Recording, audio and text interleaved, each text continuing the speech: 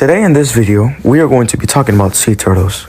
Sea turtles are reptiles and are classified with the order of Testudines and the suborder of Cryptodyra. There are 7 different species of sea turtles.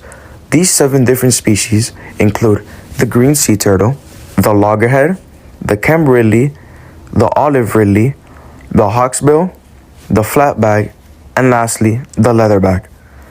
We are mainly going to be speaking about the hawksbill sea turtle. Let's start with their anatomy. An average adult hawksbill sea turtle weighs around 110 to 150 pounds.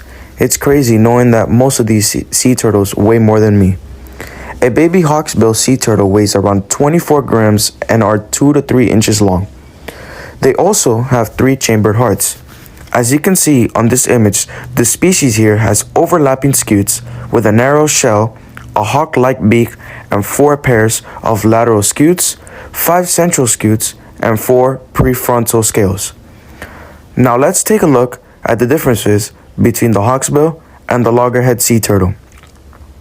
With the images below, we can see that the hawksbill has 1 less pair of lateral scutes, the shape of the shell is different, and more inframarginal scute on the head. If we look at their similarities, however, you can see that they always have the same central scutes, the same amount of prefrontal scales, and all have similar appearances with their V-shaped beaks, the same mottled shells, and their serrated edges. The hawksbill sea turtle has an omnivorous diet filled with foods like sea sponges, algae, coral, sea urchins, small fish, and jellyfish. They have distinct behavior patterns and actions that they repeat throughout the day. They spend time floating on top of the water trying to get sun.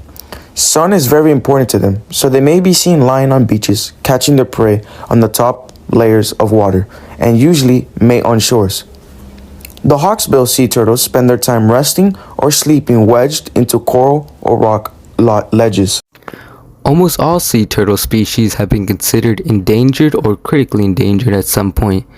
The Kemp-Ridley turtle in particular are the most in danger, being known as critically endangered with only a few thousand left in the wild. Their predators include crabs, raccoons, birds, and sharks. But most of all, they are threatened by human interactions, suffering from poaching and exploitation. The 6 endangered sea turtles out of 7 have been killed for their eggs, meat, skin, and shells. They have been listed as endangered since 1970. Organizations like CITES, also known as the Convention on International Trade in Endangered Species of Wild Fauna and Flora, work to regulate and ban the trade and killing of sea turtles.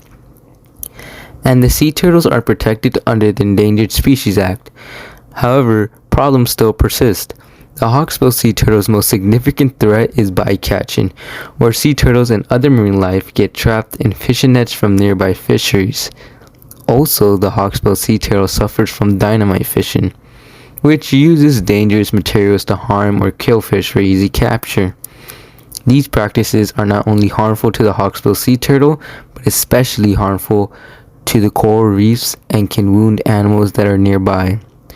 People use the hawksbill sea turtle and their eggs as food, and their shells are carved into hair clips, combs, jewelry, etc. in the Caribbean and Southeast Asia. Because of these practices, there are around 4,600 hawksbill turtles poached a year. There are around 8,000 left in the wild. Yeah, it's pretty depressing. Moving on though, I would be telling you some facts you probably didn't know about sea turtles already.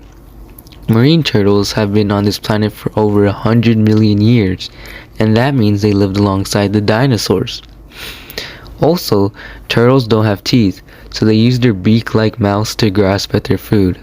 Their beaks are made out of keratin, which is the same stuff our fingernails are made out of. Turtle shells are made up over 50 bones, which are fused together. This means they're literally wearing their bones on the outside. They also have light spongy bones which help them to float. The first few years of a marine turtle's life are known as the lost years because from the time the hatchlings emerge to them returning to the coastal shallow waters to feed are incredibly difficult to study. The lost years, which can be up to 20 years long, largely remain a mystery to us.